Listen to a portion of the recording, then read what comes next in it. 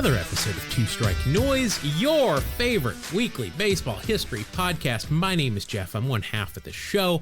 Joining me, as always, for show number 278. The haters said it wouldn't last, but we're still here. That's my buddy, Mark A. Johnston. Hey, yes, we are still here. And I got to say, for the 278th time, I still enjoy that theme song. Yeah, that one, we need to get one with words, I think. I'm a lyricist. I could always write something. It just will be really depressing. Oh. How it all turns out. I can't help it. Enough of that. Let's get into it because we have got a lot to talk about this week. Let's get right into BP, and maybe we just call it spring training because we need to really get in shape because baseball is happening as we speak. It's about that time, my friend. Yeah, pitchers and catchers have reported. Banana ball underway. They've already played a couple series. I've been watching that. That's fun. Oh, wow. To see. Speaking of pitchers and catchers reporting, I saw the newest Red Sox pitcher that they just signed, Walker Buehler. He is wearing number 0 as a pitcher. Number 0? 0, yeah. I specifically remember working a game at the Mariners with you before the podcast, but again, this is exactly what we did when we worked those games. Right. And there was the Mariners had a pitcher. He was a starter. I don't remember who it was, but he wore a single-digit jersey number. And we discussed how odd it looked for a pitcher, let alone a starter, to have a single digit. Yeah, just looking down there, something seemed off. Yeah. Buehler looks even weirder because of the Red Sox team font that they use for their numbers. It's like a 0 that would buy their clothes in the husky section of Mervyn's. It's almost as wide as it is tall. So it looks odd. I don't hate it. It's just jarring the first time you see it. But we'll see. Maybe he's hoping that's what his ERA will be. Yeah, maybe until that first outing. He can right. Beyond that. But Mark, I did want to circle back, first of all, to a couple of things that we said we were going to circle back to from last week's episode. And I remembered, so we're gonna circle back now. We were talking about consecutive stolen bases. And Vince Coleman does indeed still hold the major league record with 50 consecutive stolen bases. And yes. This came up, I think it was during Wax Packs Heroes when we had a catcher that I don't remember who it was. Was it, I don't remember, whoever it was, they were the one that ended Vince Coleman's streak. Right. But I said I was going to look it up. Coleman does have the record with 50. Ichiro has the second longest with 45. Wow. So, and actually all of these are very modern. Ichiro did that in the end of 2006 and the beginning of 2007. Third on the list is Trey Turner. He had 41 consecutive stolen bases. Wow. From September 6th, 2022 through April 24th, 2024. So he went the whole 2023 season without being caught stealing. Wow. Not bad. Yeah. Then Tim Raines did it with 40. That was 93 through 95. So he had a whole season where he wasn't caught. And then Jimmy Rollins with the Phillies, he had 39 from the end of September in 2000 and then got caught mid-July in 2008. So those are the official consecutive stolen base records. Getting back to people that were waiting. That's some on impressive stuff right there. Yeah, it really is. And the fact that you don't see Ricky there does not surprise me because he ran, except for Vince Coleman. This is why I think Vince Coleman's is that impressive, is because that was during the era when people like Vince Coleman and Ricky Henderson, if they got on base, they were running. Tim Raines did it in 93 through 95, where Tim Raines was always picky. I think he has the highest percent, or I guess the lowest caught stealing percentage of guys with a large amount of stolen bases. More particular than Ricky when he was stealing. He chose his spots. He did. And if he would have run as much as Ricky and could have stayed healthy and maybe not done so much cocaine, probably would have been very close to Ricky's number. I don't know that he'd broken it, but definitely end up with more. For sure. We also talked about somebody's brother whose name was Corky last week. That's right. We talked about a Corky. Yeah, and so I wanted to know how many Corkys had there been in baseball? And there has been exactly one player in the history of baseball whose given name was Corky. Really? Yeah, there's other guys that go by Corky, but their given names, Corky is not in there anywhere. But do you remember Corky Miller? Oh, from high school. No. Oh, no, I don't then. I thought you were going to say From Life Goes On. And I would have been very impressed. Okay. Yeah. Anyway, Corky Miller, 2001 through 2013, he was a catcher for the Reds, the Twins, the Red Sox, the White Sox, and Atlanta. This guy is a folk hero, especially in Cincinnati. He has a 0.3 of a point wax pack mustache. That's how good it is. What? Full lip coverage, not the bottom lip, but the top lip. It rounds the corner of his lips like he's rounding third and go all the way down to his chin. Plus, he's got a thick, lush soul patch as an accent. Nice. It is good. It's funny because Cincinnati, if you remember back to the Marge Schott days, had a long-standing ban on facial hair. Except for her own. That ban was lifted shortly after they signed him. And that's when he started growing this. I guess it's called a Fu Manchu is officially what it's called. But he also a big guy, weighed around 250 pounds. He was released, granted free agency, or claimed on waivers a dozen times during his career, but returned to Cincinnati like 5 times. Big-bodied catcher, backup catcher, good at getting hit by pitches. He was hit 210 times. Even back in college, in 2 seasons at Nevada Reno, he's hit 54 times. Wow. That's a lot for college. After the Reds moved their AAA affiliate from Indianapolis to Louisville, he played 10 years on and off at AAA Louisville. Wow. The last 6, he served as a backup catcher, mainly there to mentor other catchers, younger catchers, as they were coming through and getting ready to go up to the Reds. The Louisville Bats retired his number, the first number they retired, and he is the Bats career leader for games played there. Nice. Also, interestingly enough, he has this reset. Interestingly enough, he also has one more steal of home than Ricky Henderson. Oh, nice. In 6 weeks, he'll be as good as new after suffering that fractured thumb when hit by a pitch in Milwaukee last weekend. And here comes the runner to the plate, and he scores! How about that? Omar Dahl threw to first, and here came Corky Miller. And he beat Travis Lee's throw to the plate in a slide. The Reds lead it 2-0.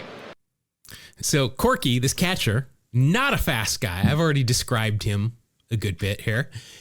He's on third. There's a runner on first. Left-handed pitcher on the mound. And the pitcher threw over to first, and as soon as he started his motion, apparently there was a squeeze on, and Corky just ran. And the first baseman caught it. Throw home was high. Stolen base. Wow. Of home. Ricky's never did. Well done, Corky. Ricky never did that, yeah. Right. Do you want to guess how many career stolen bases Corky Miller has? I'm going to go with 3. That's awfully high. That was it. His career steal of home. That was his rookie season. No caught stealing. So he's 1 for 1 for his career. But wow. This guy, this is the epitome of a backup catcher. In 11 seasons, he hit 193. Career WAR of 0.0. He is WAR. He's dead on. He's WAR. If you want to know, if anybody ever says what is WAR actually equal, if you're looking from 2001 through 2010, just look up Corky Miller's career stats, and you know exactly what WAR essentially is. There you go. All right, that's going to do it for our BP segment. Let's get ready to start the main segment. And Mark, you know what we're doing this week? Sorry, we're going streaking through the quad and into the gymnasium. Come on, everybody! All right, let's talk streaks and specifically win streaks in baseball. What I guess is considered the all-time win streak, although there's a huge asterisk and nobody counts it, is the 1907 Chicago Leland Giants, Negro League team. They are said to have won 48 straight games. Wow. That was with Rube Foster being their main pitcher. But it was the Negro Leagues. We know that the record keeping was not great. We also know that sometimes they just played 9 guys that showed up at a field and counted that as a game. So that is not an official win streak. The professional baseball record was held by the 1902 Corsicana Oilers of the Texas League and the 1921 Baltimore Orioles of the International League, who both won 27 straight games. That's a good amount. Not bad. Yeah. The 1916 New York Giants, so this is the first official major league team, won 26 games, but there is an asterisk there because there in the middle of that streak, they tied a game. So is it a winning streak or an unbeaten streak? Not right. So much sure. No, I believe that's an unbeaten streak. Yeah. Yeah. I think that the 1916 New York Giants might say it was a winning streak. Right. But if you remember just like 7-8 years ago, Cleveland won 22 straight games in 2017. Yep. To eclipse the A's, who had done it back in the early 2000s. In Japan, the Chiba Lotte Marines in 1960 won 18 games. Interestingly enough, they also hold the NPB record for longest losing streak, which is also 18 games. Interesting. Not in the same season. That would be something. You start out 18-0 and then you lose the next 18 and you're like, we're starting from zero. But I want to talk about a team that is close to my heart because it is actually the first minor league team that I ever went and saw a game at. And I want to talk about the Pioneer League in 1987. Pioneer League's still around. We'll talk about that a little bit later. But it was an 8-team league, 6 of which were affiliated with major league clubs. The Butte Copper Kings and the Salt Lake Trappers were the only 2 not to have a major league club, populating their roster with mostly freshly drafted high school players. The Trappers were owned by a rather robust ownership group that included Artie Moreno, current Angels owner. Yeah. When he decides he on and off when he wants to own that team. Right. Also included in the ownership group, amongst many others, was Bill and older brother Brian Murray. No kidding. Bill Murray. Yeah. I think he's always owned a couple of baseball clubs. He loves baseball. It's great. They were coached by Barry Moss, who went on to manage in the minors, scout for the Dodgers, and played small roles in both The Natural and Moneyball. He was one of the scouts in Moneyball, sitting around the table when Billy Beane drops the news that they're going to start using some math. Yes. Then there was also somebody of note, a pitcher on the team, John Savage. He went on to be UCLA's head baseball coach. So nice. Some good baseball minds. Bill Murray would sometimes drop by to catch a game. Remember, this is the 80s. I don't know if I specifically said, but we're talking about 1987 specifically. But this is the 80s when Bill Murray was making Ghostbusters, Stripes, Caddyshack. Yep. He still is a huge name. Not the type of person that you would usually see hanging around Lake Town, I can tell you, a.k.a. Small Lake City, Lake Vegas. I can go on. Murray sometimes coached first base or even sat in the dugout during games. I couldn't find out if he was in uniform when he did that, and I never saw him doing that. But remember, in 1978, he did play for the Grays Harbor Loggers in Aberdeen, Washington for 5 weeks. Do you remember that? I think we even talked about it. I don't remember that. There's a short film about it where, he went and played baseball. I think it was like during a writer's strike or something. So Saturday Night Live wasn't happening and he just went and played baseball. He also had a seat dedicated to him behind home plate where he would sit sometimes if he wasn't on the field and heckle the umpire. That must have been a blast if you were within earshot of him. Even the umpire had to be laughing. Yeah. So one time Bill was flying to Salt Lake to catch a game and ended up on the same flight as Huey Lewis. The News were also there, I'm told. And they were going to be playing at the fabulous Salt Palace, my home away from home at that point. Murray talked Lewis into coming to the game, but also singing the national anthem at Dirks Field, which is where the Trappers played. During the game, Huey also coached first base, and Bill acted as the ball boy. Oh, that's awesome. It was a self-proclaimed team of misfits and outcasts. As I said, this is not affiliated, so none of these guys got drafted or signed. For the second year in a row, the Kinitsu Buffaloes of the NPB sent the Trappers 2 highly regarded draft prospects, both pitchers, Yasuhiro Hayama and Kochi Ikui, neither of whom spoke a word of English. Well, that must have been fun. Yeah. Frank Colston, the catcher, his nickname was Shady. He would take BP in a T-shirt with the sleeves cut off, never was in his room when curfew fell, and always had a blood alcohol level well above the legal limit. Always, huh? Always. Outfielder Anthony Blackman played at Oklahoma State, but he was suspended his senior year and went undrafted after some fans in Starksville, Mississippi started throwing racial slurs at him. So he responded by pulling his pants down and mooning them. Good for him. Yeah. Shortstop Jim Ferguson was 5'5". If you had him standing on a stool, he would be 5'5". Probably the reason he wasn't drafted at that point. Towering over David Eckstein. Yes. The team roomed at the Shiloh Inn, which was just a couple of blocks from Dirks Field. By the way, Dirks Field is no longer the current AAA Salt Lake Bees, who are the Angels AAA club, play at, I believe it's called Smith's Field now, which is built in the same exact space where Dirks Field used to stand. Though they roomed at the Shiloh Inn, though, they seemed to actually live at a place called Duffy's Tavern, which was also just a couple of blocks from the stadium. Bill Murray would sometimes bartend there just for fun. Gosh. Duffy's still exists today. It is there. I know exactly where it is. It's littered with some memorabilia from the streak. I have never been in, though. I'm gonna change that this year, though, for sure. Maybe I'll meet you there for a couple beers. All right. That's probably all you can get there is beers.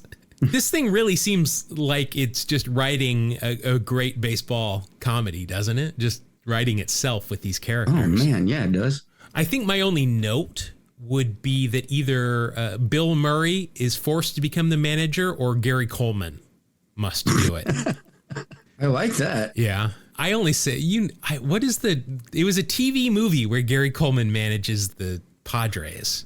You're right. What was that? I totally remember that. I just remember him, and his father was a vendor in the stands. That's right. Crazy. The manager of this ragtag bunch was Jim Gilligan. Do you think they called him Little Buddy? I would have. Yeah. You got to call him Skipper, though, right? Because he's the manager. Yeah. How could the skipper be Gilligan? How could the skipper be Little Buddy? Conundrum. All right. Mm-hmm. Gilligan had served as the Trappers pitching coach the year before, and prior to that, he was the head coach at Lamar University since 1973.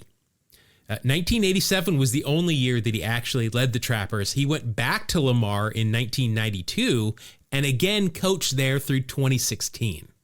So a baseball lifer, especially at Lamar University. The Trappers started the regular season 3-3.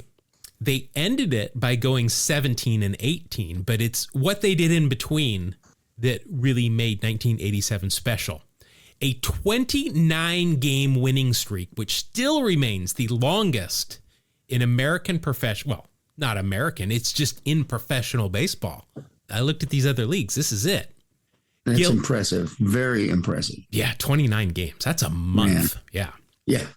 Gilligan says the streak started when first baseman Barry Moss talked him into playing a round of golf in the morning prior to a game. The Trappers won that night, so they played again the next day. Trappers won again. They played the next day, and you can guess what happened, since we're talking about a 29-game win streak and not a 2-game win streak. Right. Not too many 29-game winning streaks have a loss in game 3. No.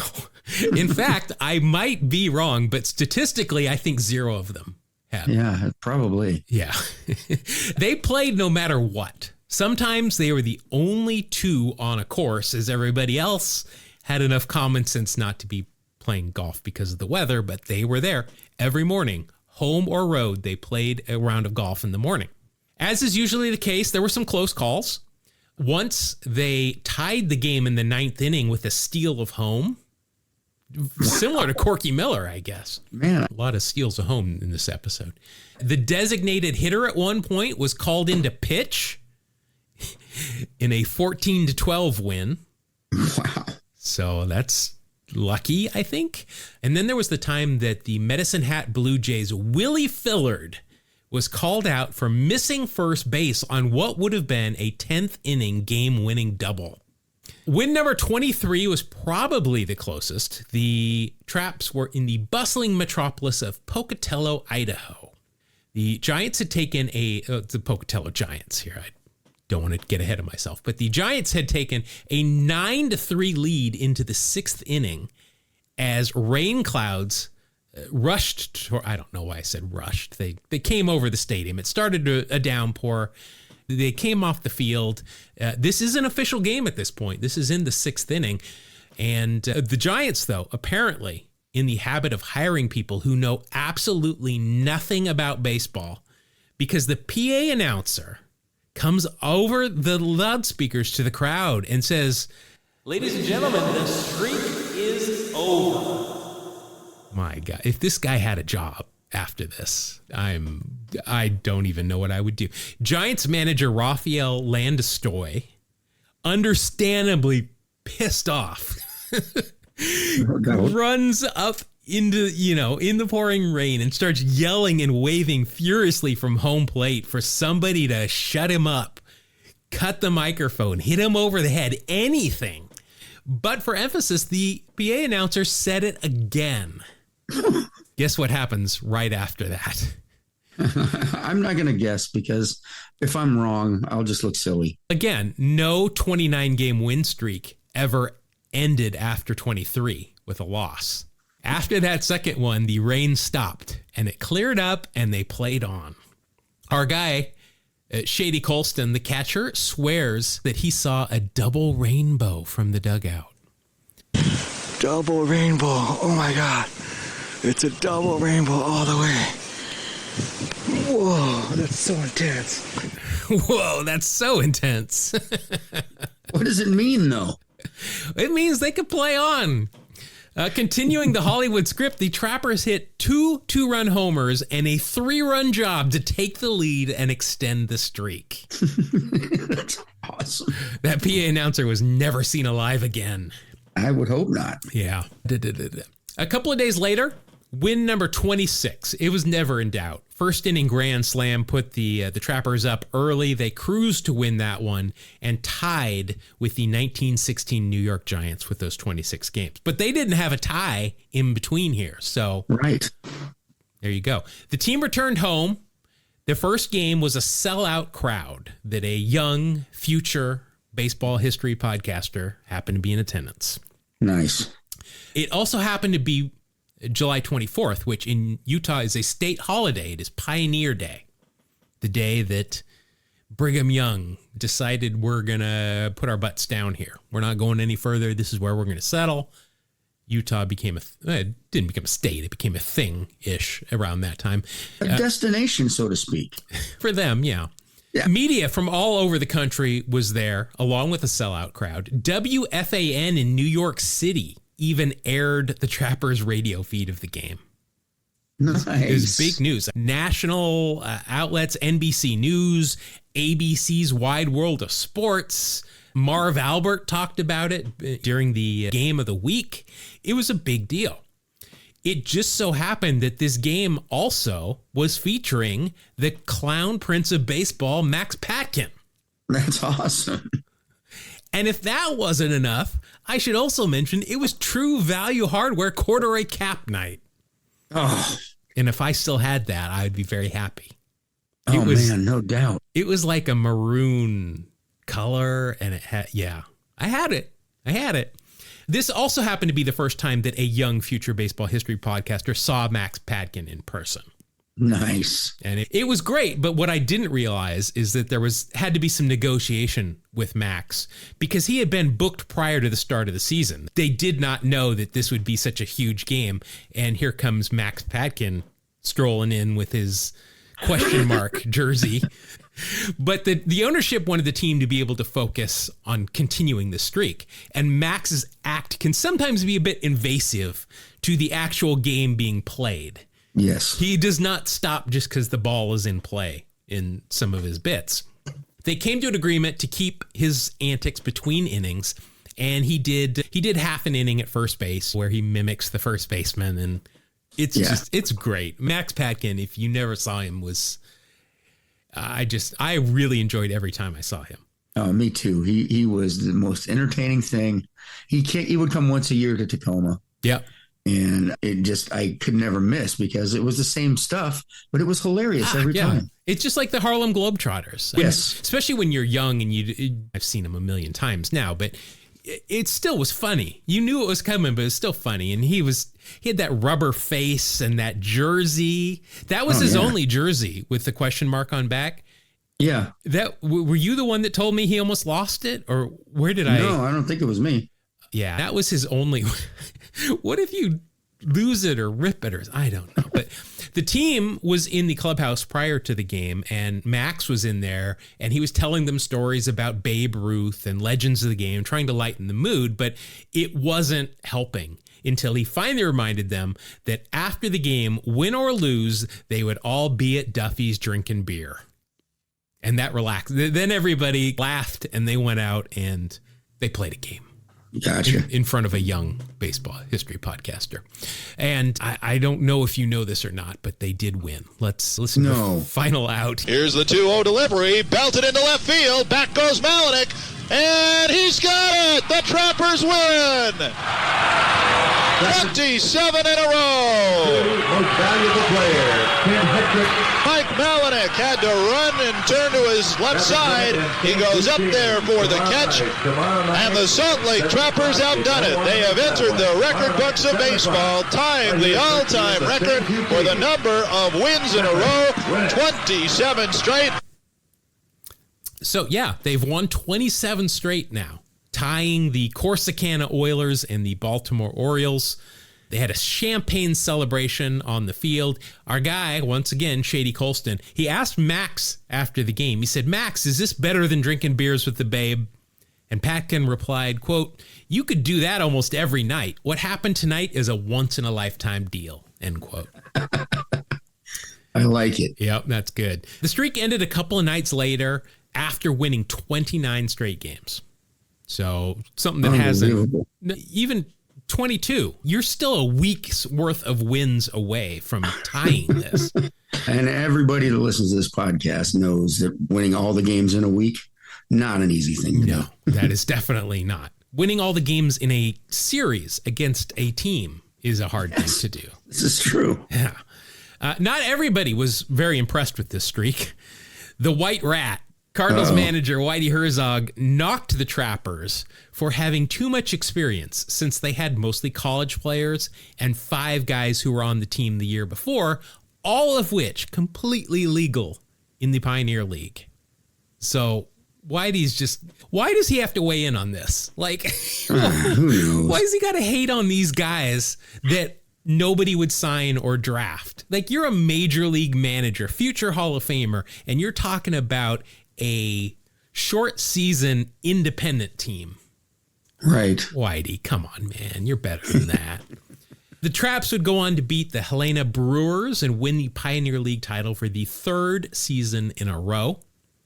As a team, they batted .320 for the season. That led the league.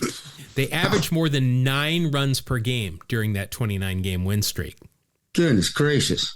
I was watching some old footage and I got to see a whole bunch of news anchors I hadn't seen in 40 years, but they were talking about the dimensions of Dirks Field. It was 350 down the lines. Wow. 350. This is in Salt Lake, so there is altitude. Even Smith's Ballpark has some deeper lines, but they're not 350. That is a poke. Yeah, that's like right center. Exactly. Yeah, that's a power alley. Yeah, and you got to pull it to get it out there. Eventually, 12 players from the Trappers in 1987 were signed to contracts by major league organizations, but none of them ever made the big leagues. And only one of them only made AAA. Some notable names of players who played in the Pioneer League in 1987. So these are future major leaguers that went up against the Trappers. Ray Sanchez was on the Butte Copper Kings. Future manager Charlie Montoya, as well as Dave Nilsson, Troy O'Leary, Bill Spears, Jamie Navarro, and Steve Sparks were on the Helena Brewers. That's a pretty stacked lineup right there. That's why they made the championship. Yes. Reggie Jefferson, Ed Taubensee, Butch Henry, and Jack Armstrong were on the Billings Mustangs. Wow. Rafael Bornegal and Dennis Springer were on the Great Falls Dodgers, and Randy Knorr and Mike Timlin were on the Medicine Hat Blue Jays. Randy Knorr, that is not Corky's brother, right? That's not who we had last week. No, I don't think so. Okay. I want to tell you a little bit more here, just to wrap this up, about Duffy's, the bar where they basically lived, and Bill Murray would tend bar while he was in town every now and then. At Duffy's, you can order something, at least you used to be able to order. I couldn't find a current menu. Something called the Waldo Special, which was a pastrami, ham and cheese sandwich that Jim Gilligan raved about, the manager. That was his favorite. Okay. But what I did find on Duffy's website is that currently Lagunas Beer is brewing something called a Waldo Special. It's an ale, and it's inspired by a story, this is great, of four friends who met in 1971 to search for a secret garden near Point Reyes, which is here in the Bay Area. The friends met every day at 4:20 in the front courtyard of their school. Don't know what they were doing. Doesn't say. But they never found the garden, but they continued to look, and so Lagunas brews the beer in their honor. That's awesome. Another menu item that at least you used to be able to find on the Duffy's menu was the Streaker, which is a hot dog with nothing on it. That's good I get stuff. Yep, you got that one? So there you go. That is the story of the 1987 Pioneer League champions Salt Lake Trappers, who hold the professional baseball record of winning 29 straight games. Pretty impressive. Yeah, I think I went to 3 of them. The record setter was the last one I went to, but I think I went to 2 others prior to that. And those were the first minor league games I had ever been to in my life. I had been to several A's games because we had just moved from the Bay Area to Salt Lake. But that was a real life. When I think of Bull Durham and the minor leagues, Dirks Field comes to mind. Bad lighting, just wood wall with ads over it, 350 feet apparently from home plate down the line. And seeing these guys there, I saw some video of them traveling in buses, playing cards, not wearing shirts, wearing sunglasses. This is the bus scenes from Bull Durham. These guys lived it and looked exactly the same. I'll leave a link to, there is a YouTube page for the Salt Lake Trappers. It has a whole bunch of video of game highlights and national and local stories about this streak. And it's really a great time capsule of minor league baseball in the 1980s. So it's a really interesting thing to watch if you want to go see that. I'll put that in the show notes. Awesome. All right, Mark, let's head into the final segment of the show.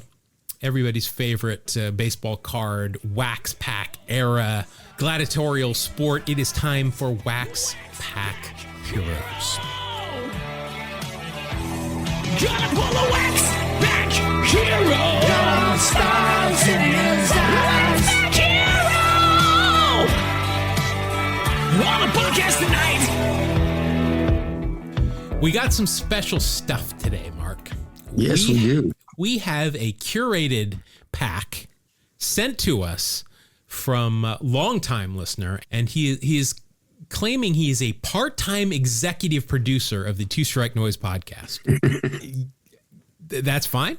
Marshall, you are welcome to put that on your business card, letterhead. It is a non-paying position. It is a volunteer position.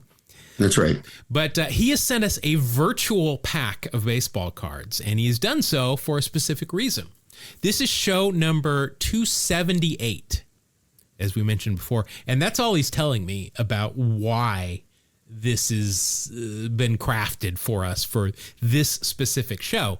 But what he has done is he has pulled guys from two specific teams relevant to you and I. He has pulled guys from the Salt Lake Gulls, who won a league title in 1979 for me. And he's pulled some guys from the Tacoma Yankees for you. Yes. The one year we were affiliated with the Yankees here. So that's so random. Just totally. So random.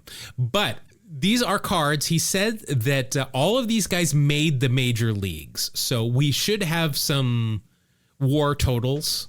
They might be a little low. I'm interested to see if these are minor league cards or if these are their big league cards, because we have to figure out how we're going to do the WAR on these. But he has sent us a pack of each, a virtual pack here. He has sent to us. All right, so these are from 1978. Again, this is show number 278. I don't know if that works into it or not, but he has sent us 9 cards each, which is what we need. So, Mark, what we're going to do is you're going to need to give me a number 1 through 9 for your cards, and I will click on the link here, and then I'll just mirror yours. If you choose 2, I will choose 2 on mine as well, so that I don't mess anything up. But if you're new here, what we're going to do is we're going to open these cards. We are going to look at the players. Why don't we let's do players' career WAR, since we don't know what year these are. Fair enough. And we're going to add those together. It's a 1v1. So his first player against my first player. Whoever has the highest WAR wins that round. 1st to 5 is the winner. Currently, the scoreboard reads 14 wins for me, 13 wins for Mark. But there are some additional things that can happen. Any 80s-based aesthetics that are on this card, which is up to us, things like real stirrups, if you've got glasses on, like sunglasses, flip downs, or even the big science teacher glasses, eye black, mustaches, you all get a 10th of a point for that. If it's a really good mustache, like a Corky Miller mustache, you get an extra 10th of a point. If there are something, I don't think we're going to run into 2-and-1s at this point. These are probably pretty old players, but anything we don't like that are not 80s baseball aesthetics, you could minus a 10th of a point for that. So if they won awards at any point in their career, Rookie of the Year, Cy Young, MVP, I doubt we're going to get any of those. All-Star, Gold Gloves, anything like that's a half a point each. So maybe that'll ratchet the scores up. If there's a Hall of Famer on the card, even if they're not the focus of the card, you get an extra point. I don't think Ricky or Nolan Ryan are going to show up in these, unless they're in the background doing something. I don't know. And I don't think there's going to be any Seinfeld, Simpsons, or Sabrina the Teenage Witch guest stars in this pack. Probably not. Either. But if there's an easy pop culture reference, you get a half a point for that. I don't think any of these guys are going to show up in the Mitchell Report either, which would be minus half a point. Maybe if they showed up in the Pittsburgh drug trials. There's our minus points for that. But let's get right into it, Mark. Again, these are from longtime listener Marshall, who I had the privilege of meeting, I think 2 seasons ago. Mark? So did I, yes. Yeah. All right. Mark, give me a number 1 through 9, and we'll pick your first card. Let's go with 3. 1, 2, 3. All right. Your first card is somebody that I've never heard of. And wow, these Tacoma Yankee jerseys are something. They got the weird little TY. Yeah. Let's see. Bob Kammeyer. Kameyer. So, Robert Lynn Kammeyer pitched for 2 seasons in the big leagues, both with the Yankees, 78 and 79. Overall, he appeared in 8 games out of the bullpen. 9.14 career ERA. His ERA in 1979 was infinite. He did not retire a batter. Wow. I can see why he did get another chance in the big leagues. Yeah, that's rough. Yeah. So 78, his rookie season, he pitched 21 2/3 innings and gave up 14 earned runs. The next season, he pitched 0.0 innings, gave up 7 hits, 8 runs, all earned, 2 home runs, hit a batter, an ERA plus of 2. So overall, that is a lifetime WAR of minus 0.3, which is actually pretty low for. Right? There's nothing on this card I don't think that's going to help you out. I originally thought that he played in Japan. That TY logo just looked Japanese to me. Let's see. No real fun fact here about him. Do you think there's any kind of pop culture reference? Kamier. The answer is no. I don't. Yeah, the answer is no. He did pass away in 2003, unfortunately. But I'm happy with that so far. I'm sure you are.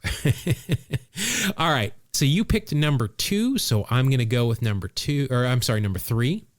And my card is outfielder Gil Flores. These Gulls jerseys are nice. I'm enjoying them. The Salt Lake Bees wear them every now and then. They're like the old orange Giants pullover jerseys with that kind of script. It says Gulls instead of Giants. It looks like a Giants jersey from the 70s. Let's see. Overall, Gil Flores, 3 years in the big leagues. Made the big leagues with the California Angels in 77 and then played 78 and 79 with the Mets. Overall, a career 261 hitter, 313 on base, 343 slugging, and that is good for an 83 OPS, 2 home runs, 37 RBI, 15 stolen bases, 10 caught stealing. And that is overall a WAR of exactly 0. That's funny. I was going to guess. Is his WAR 0? That's great. It sounds like 0. Yeah, it's great because you had a minus, but he does have a mustache in this card. So it doesn't matter. That's a tenth of a point right there. But I will go ahead and I will take that first round victory, assuming that he was not caught up in the Pittsburgh drug trials. Right. Which were probably he wasn't. Probably not. But we are very thorough here. And let's see. The Salt Lake Gulls, by the way, at this point were AAA. So were the Yankees AAA, the Tacoma Yankees? What? Yes. Okay. So that we're kind of on even ground there. No pop culture references to nobody's surprise, I think there. No interesting trades or anything, but that is a win for me. So I am up 1-0. All right. Give me a number 1 through 9 that's not 3. Let's go with 4. 4. All right. You have got pitcher Larry McCall. I remember that guy. So you went to some Tacoma Yankee games, is that correct? Yeah, Dad took me to quite a number of Tacoma Yankee games. It was just a 1-season deal to be with the Yankees, and they were a pretty good team, if I remember right. Let's see here. He came up with the Yankees, spent 3 years in the big leagues, 2 with New York, and then 1979 with the Rangers. Overall, he went 2-2 with a 5.04 ERA, mainly a reliever. He did have 2 starts, though. 30 innings pitched in his career, and overall, let's see, 10 strikeouts, 10 walks for a 79 ERA plus and a minus 0.2 WAR. Little rough. Now, he was traded. Well, he was involved in a fairly big trade in 1978. The Yankees sent him, Mike Heath, Sparky Lyle, and a couple of other guys to the Rangers for Juan Beniquez, Paul Mirabella, and Dave Righetti. Oh, wow. So he was also traded for Jim Norris at one point, amongst some other guys. So he had value for sure to major league teams. Did some coaching as well. Let's see, the Bowie Bay Sox, the Gulf League Orioles. He was also the bullpen coach for the Orioles in the big leagues the second half of the 2006 season. So, yeah, looks like he was around baseball for a good while. Minus 0.2 WAR, and there's nothing on this card that's going to help you. It looks exactly like the other card that you had. Yes, it does. All right, you've got another minus 0.2. My card is pitcher for the Gulls. It is Chuck Porter, which there are, on the back of this card, there's a couple of did you knows, but I cannot read it, which is too bad because I'm sure it would have been interesting. Had to have been. These Dairy Gold baseball cards are known for very interesting facts. Let's see. Chuck Porter, wow, 5 years in the big leagues, all of it with the Brewers. He was, for the most part, a starter, ended up with a 13-13 record, 4.14 ERA. Struck out 136 and 237 innings for a 93 ERA plus for his career. By the way, none of these guys have won any awards, just FYIU. And that is good for a WAR of 1.9. That's good for this. Nothing on the card is going to help me out, but I don't need anything there. You had a minus, so I will take that. Again, just making an assumption that he did not get caught up in the Pittsburgh drug trials. He did not. Hey, I was able to zoom in on the fun fact. All right. And it has absolutely nothing to do with Chuck. Oh. It says, did you know that J. Henry Sand completed an unassisted triple play as a Salt Lake City shortstop in 1921? What a random thing. Wow. We should have just asked that as a trivia question and see if anybody got it. Yeah. All right. I'm up 2-0. Give me a number between 1 and 9 that's not 3 and 4. How about 7? 7. All right. Let's see. So you have got George Zeber. George Zeber, I don't remember at all. I don't either. Shockingly enough, but 2 years in the big league, 77-78, both with the Yankees. Had a good rookie season and then a not so good follow-up season. Overall, a 296 career hitter, 375 on base, 465 slugging. That is good, though, for a 130 career OPS and a .3 WAR. Hey, look at that. Scoring in the positive. You got a positive. Now, his first season in 25 games, he hit .323 with 3 home runs for a .405 on base and a .508 slugging percentage. But then they brought him up for only 3 games the next year, and he went 0 for 6. So, yeah, that's tough luck there for George. He spent, he was in the Vietnam War. We have guys that served in the Vietnam War. Wow. Here. Was the primary backup for second baseman Willie Randolph in 1978. Makes sense. No drug trials there. Now, on this card, I'm willing to give you a 1/10 of a point. He's got it looks like a golf glove instead of a batting glove. So I'll give you a half a point, or a 1/10 of a point. I'm sorry for that. So that'll be a .4 for you. All right.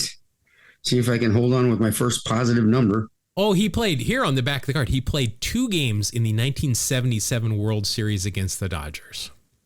Oh, there you go. Doesn't tell us what he did, but all right. So you're at a positive .4, and my card is infielder for the Gulls, Jim Anderson.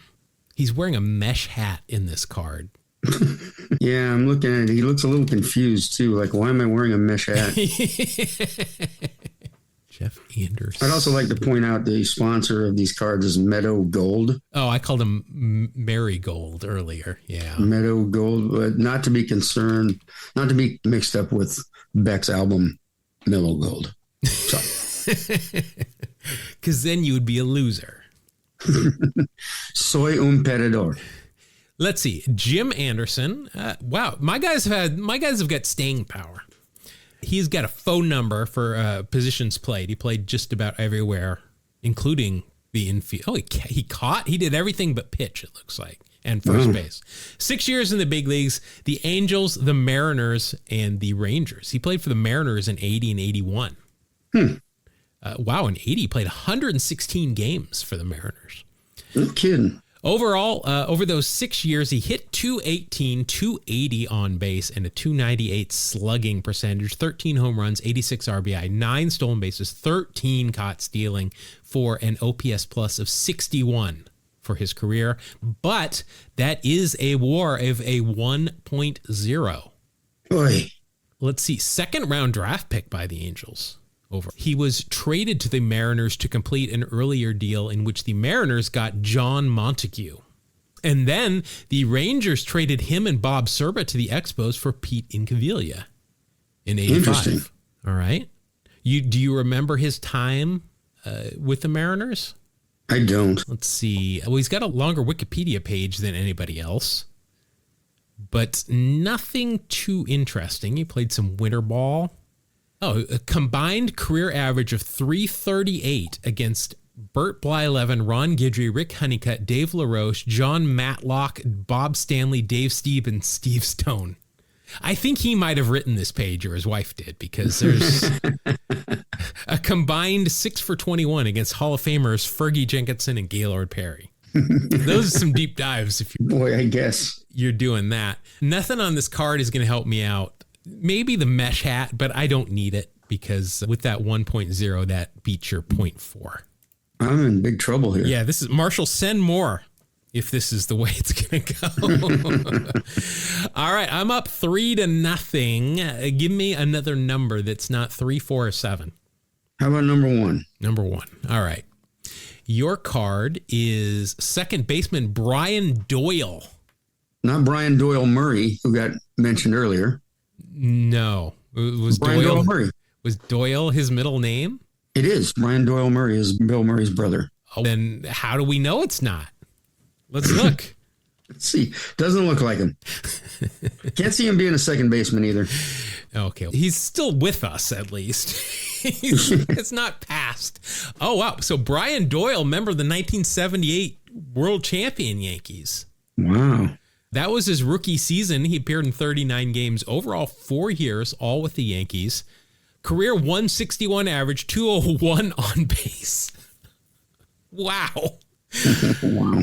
191 slugging. That he had 4 career extra base hits, but he did have a home run in there for a career OPS plus of 11 and a career WAR of -1.2.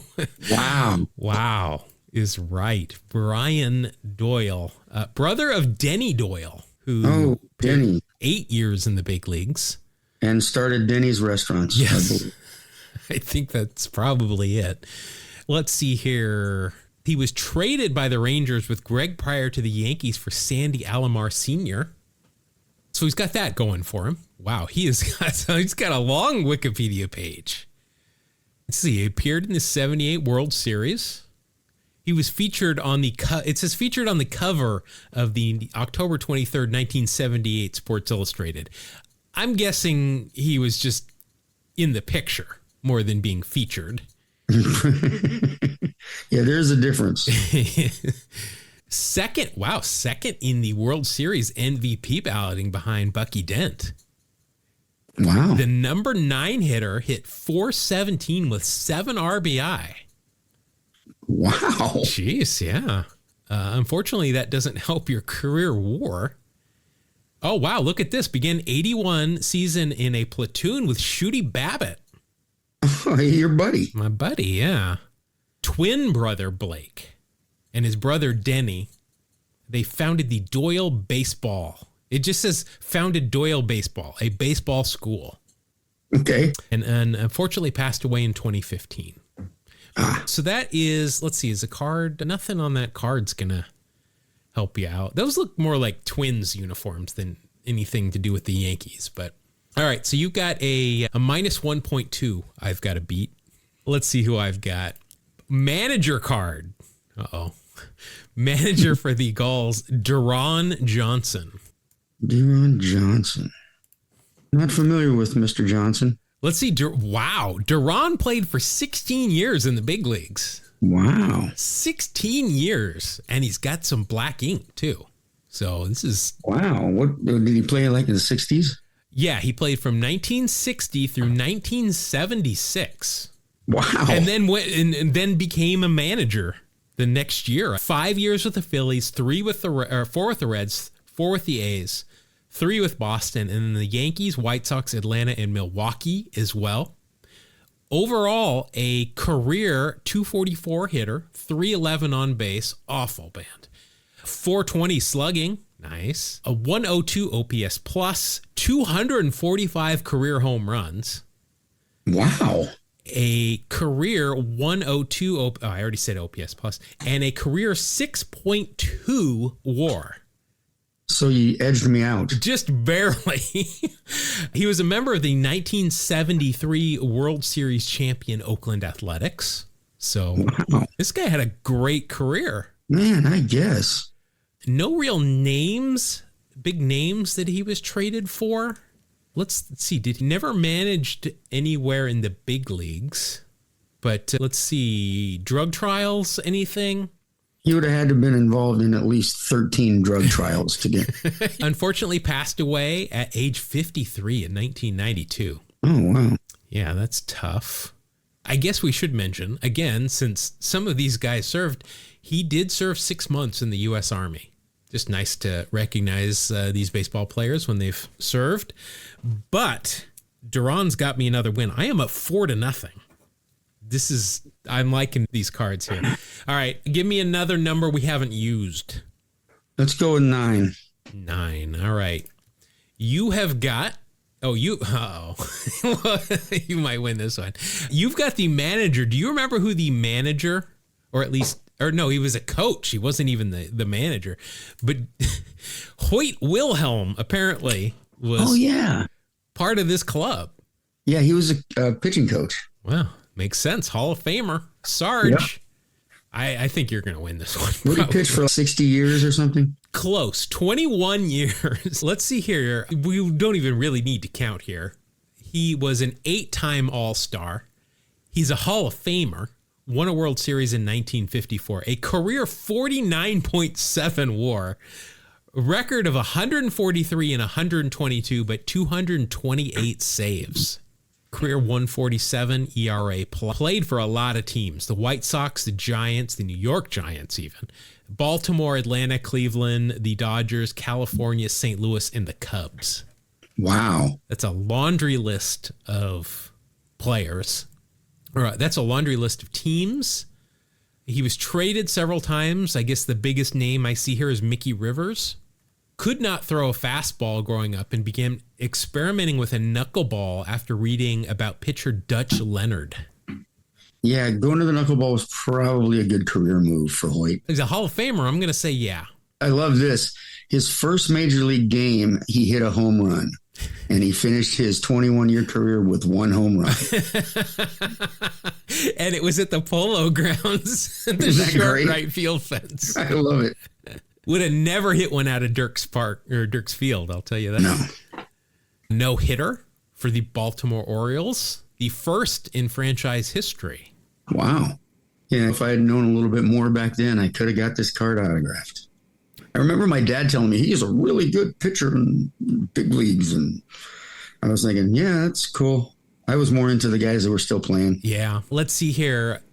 In 2013 was awarded the Bob Feller Act of Valor Award as one of 37 Baseball Hall of Fame members for his service in the United States Army during World War II.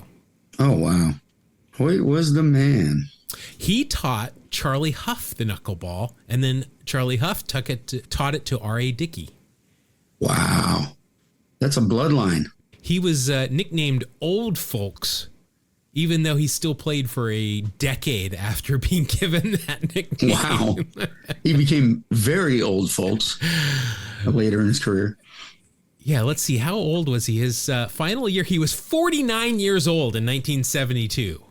His final year, when he appeared in 16 games and still only had an ERA of 4.62. Pretty impressive.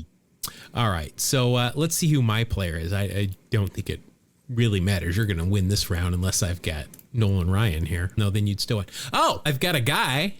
He's not going to beat Hoyt Wilhelm, but here, infielder for the Salt Lake Gulls, a definite name we'll know, Dickie Thon.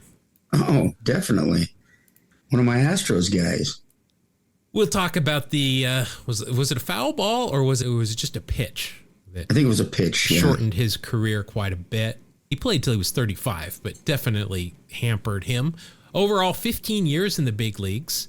Career 264 average, 317 on base, 374 slugging, 95 OPS plus, and a career 71 home runs and a 23.9 WAR. Led the league in WAR in 1983 and was an all-star that year. Yeah, and then he got hurt, which was because, man, was he good. Yeah, look at the drop-off. That's just an unfortunate accident. Traded for Ken Forsch. That's how he got to the Astros. Pitch by Mike Torres broke his orbital bone around his left eye. Right. Had trouble with depth perception after that. Was inducted into the Hispanic Heritage Baseball Museum and Hall of Fame in 2003. Very cool. All right. But that's a win for you. First one. All right. It's 4-1. How about that? Who's your next? Give me another number. You got 8, 6, 5, and 2. Let's go with 5. All right. Your card is, here's somebody we know, Damasio Garcia. Oh, my gosh. I used to love Damasio Garcia. He was probably my favorite player on that team. Yeah, I think of Damasio Garcia. I think of the Blue Jays, which 11-year career, 7 with the Blue Jays, 2 with the Yankees, and then Montreal and Atlanta for 1. All-Star twice, so you've got that going for you. Overall, a career 283 hitter, 309 on base, 371 slugging, and 84 career OPS plus, 36 career home runs, 203 stolen bases, and a 7.2 WAR.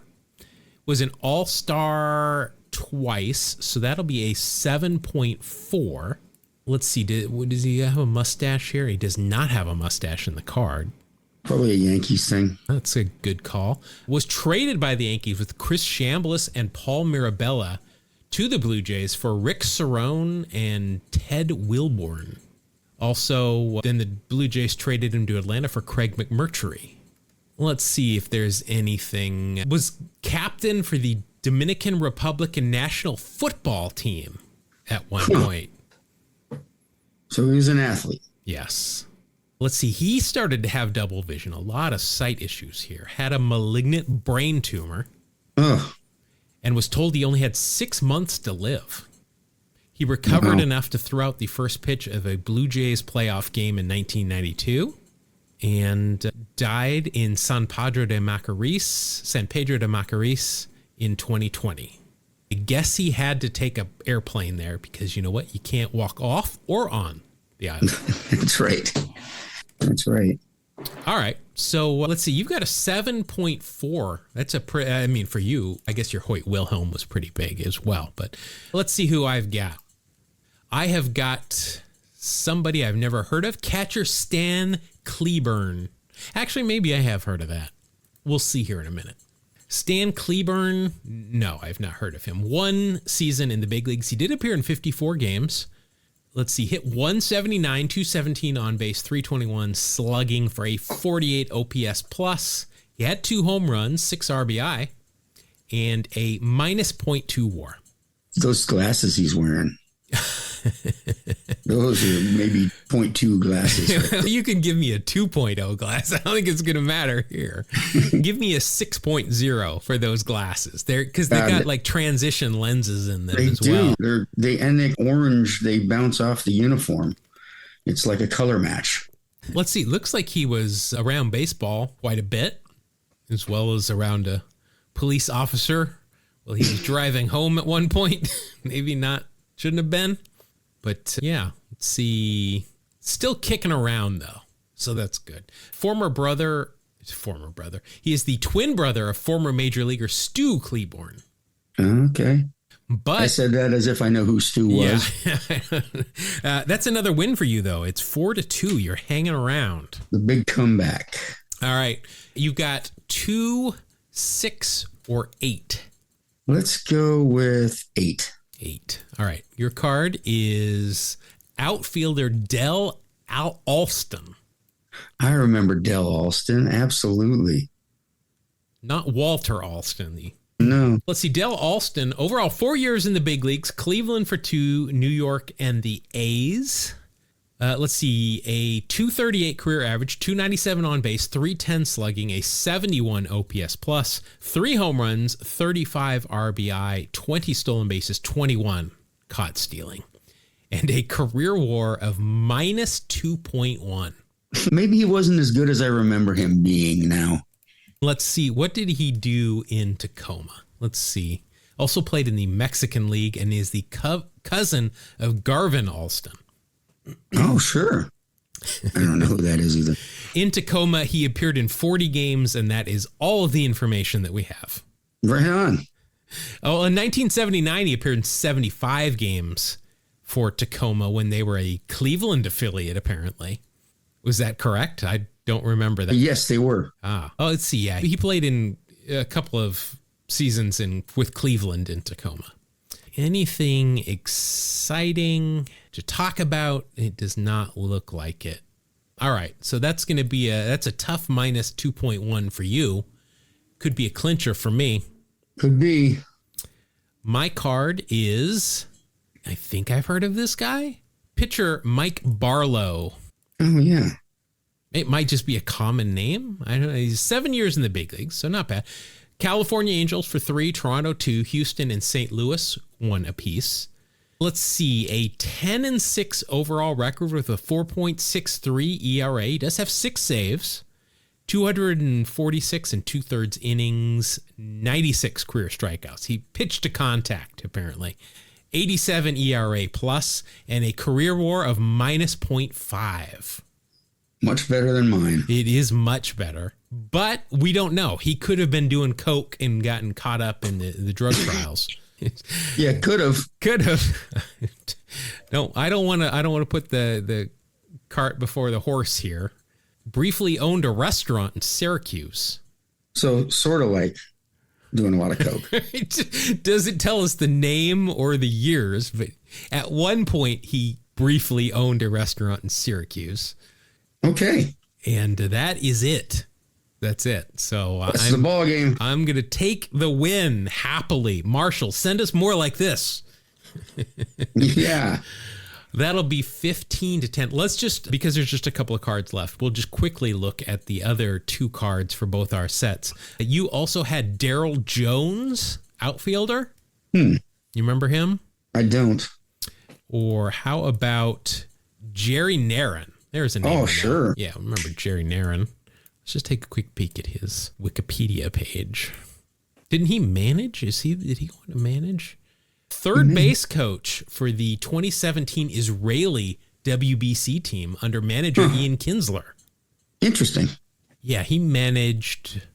Who did he manage? He managed the Rangers for 2 seasons and the Reds for 3. Oh, somebody did this for the A's a couple of years ago.